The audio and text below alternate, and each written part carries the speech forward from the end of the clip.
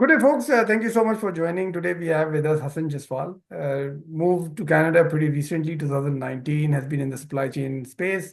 Was earlier in the East Coast, went to the West Coast. So we'll get to know about his background and then the whole journey. So Hasan, over to you. Good day, everyone, and Assalamu alaikum, Saad bhai. Yeah, I've, as you suggested, I've already, you've told everyone that I've been in Canada since 2019. But before that, just to give you a bit of a brief background of my experience and studies, I graduated from GIK in Pakistan back in 2008, originally a software engineer by degree. But since then, I have moved or transitioned into a career of supply chain. I spent most of my early career at Nestle, around 11 years, firstly in Asia, working in all sorts of capacity within supply chain procurement and logistics. Then got moved abroad on an international assignment, working out of Ghana for Nestle's Central West Africa region. Did that for a couple of years, and then moved to Canada in 2019, first to the East Coast, then for the past 4 years in the West Coast. Currently, I am the Vice President of Supply Chain here in Vancouver for an online furniture retailer called Article. We basically have 90% of our business in the US, but the company was founded in Canada. So that's what my current role is and what I'm doing right now. Nice. So as you mentioned, you were here in the East Coast and then you went to the West Coast. Was that based on a different role or just the opportunity was available in West Coast? How did that come about? Yeah, the idea was always about follow the opportunity. So I was cultivating multiple opportunities using my network when I landed here in Canada, and I got an opportunity to work for Amazon, but it was in Vancouver. That was a big shift from the East Coast to the West Coast. But I was always clear about this, that wherever the opportunity takes me, I'm going to go for it. And that's why I ended up in the West Coast. So while we are at Amazon and while we are on the subject, how do you compare the work at Amazon? There your smile comes along with my smile.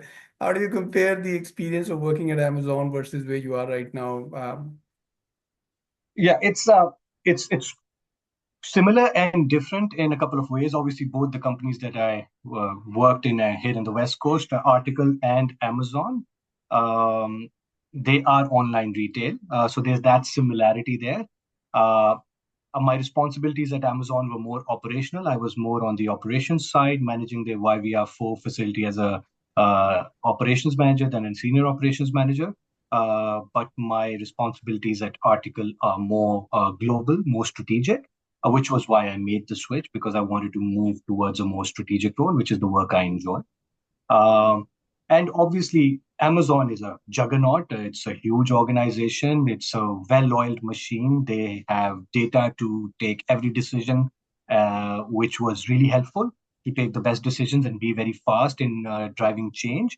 At Article, it's more of a startup. It's very fast as well, but still, it's still in its infancy. So over here, I'm developing the systems with them, developing their supply chain. That's been my role over the past 4 years. Whereas at Amazon, a lot of things were quite well figured out, and it ran like a well-oiled machine. So in your current job, what is one day in the life of Hassan? So you wake up, what happens till the day by the time that you close down your computer or you come back? How does it all go about? Yeah, my role is a bit more global and a bit more strategic here at Article. And again, I have teams that report to me, which span the entire globe. So I've got a North American team sitting here in Mexico, US, and Canada. Then I've got some reports in Europe, some in China, some in Vietnam. A day starts very early sometimes because of the time difference. There's like a 14, 15-hour time difference with Vietnam, where our second office is, which is our sourcing office. So there might be some strategic meeting at the start of the day. And the day is primarily more about how can I ensure that I remove roadblocks for my team. Because again, at the end of the day, I take my role more as a nurse, and the team on the shop floor and in the on the ground, being the doctors. My job is to support and enable them.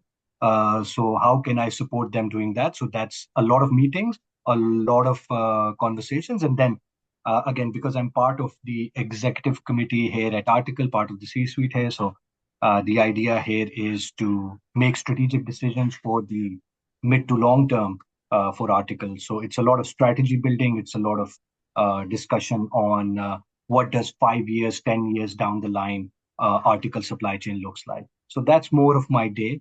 More meetings, more decision making, more strategic conversations. A lot less of doing actual, execution. For the execution and as you know, AI is doing a lot of decision making for us now these days. Do you feel that the impact of AI has come about, or how is your organization and how you as an individual are even experiencing the whole interaction with AI? Yeah, I think it is coming. Not exactly as you see the chatter online, maybe, but surely and slowly it is coming. You can see a lot of decision making moving to AI, a lot of insight generation moving to AI, especially in e-com and retail. Then again, in supply chain planning side, a lot of your forecasting models, a lot of your supply and exception management and exception handling decision making is supported by AI. So we see a lot of tools and a lot of applications from AI coming our way. Um, I have not seen a big shift yet in the industry, but I am seeing slowly but surely a lot of insight building and decision making moving towards that. So that is going to be the future. There's no doubt about that. But yeah, it's a bit more chatter online than what you actually see implemented in a lot of the industries right now, from where I'm seeing it. One last question for you, Hasan, and that is the question that for those individuals who are moving to Canada as one part, and the other part is that who are graduating from universities and schools, what advice would you give them and how to navigate their supply chain career in Canada? Um, Supply chain is, I think, has become one of the most essential arms of any manufacturing or online or retail organization, specifically manufacturing in the consumer space, CPG, pharmaceuticals. Over the last 2, 3 years, anyone who's lived in North America has gone through a lot of the pain because of supply chain disruptions. So I think that was a double-edged sword. It also drove that clarity in a lot of people's mind of how important supply chains are. So for me, supply chain is not something that supports the business. In this new future, it is the business. If you look at all these big manufacturing and retail organizations, the best of the best have the best supply chains. So I think it's one of the most exciting areas that one could pursue a career. And I think for someone to be good in this career, supply chain is about solving problems. You need to have a logical thought process, and you need to have a knack, and you should enjoy solving problems. And if that is something you like in doing, then that is something that will go a long way to make your career much more accessible to you and much more enjoyable for you. Because if organizations had a magic wand which they could just wave and get the product on the shelf, uh, all of supply chain would be out of jobs. It is because it is not as easy, and it is not magic. It is a lot of science. It is a lot of problems that you have to overcome. That supply chain is an industry, and the supply chain professionals are needed. So get ready to solve a lot of problems. And last but not the least, something that one of my mentors told me. Uh, it's in the mindset that the best advice I got was judge less and help more. So you should have that mindset that you come to the table to solve problems, not to judge, not to create more problems, but to approach it with an open mind to help as much as you can. Yes, there is a time for looking back at what happened, why it happened, root cause analysis. That is absolutely important, but you should come with the right mindset. I think the best supply chain professionals that I've seen in my career spanning 17 years and 3 continents now, and multiple organizations of all sorts, is the people with the right mindset who come to the table, who judge less and help more, are the ones that go the farthest. So those would be a few pieces of advice that really helped me in my career. I think what you just said in the end is something which I think generically applies across any industry. So anybody else who's watching it, for sure, you should definitely apply that. But thank you so much, Hassan, for doing this today and sharing your experiences. And I'm sure people watching would be able to benefit. So thank you for doing this. Thank you, Saad Bhai, and I appreciate the opportunity to have this conversation with you. Thank you.